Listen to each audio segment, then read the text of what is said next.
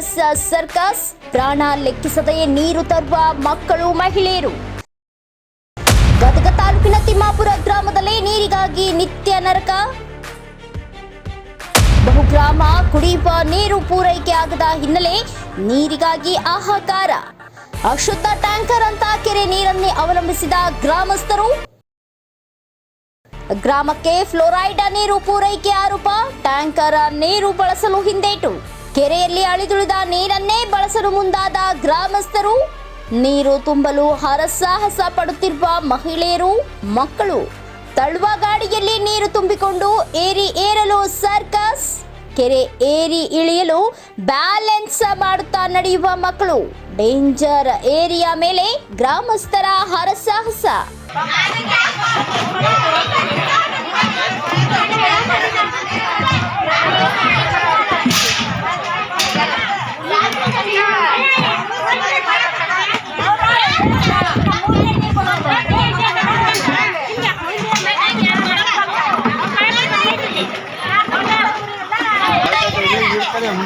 ಮುಂಚೆ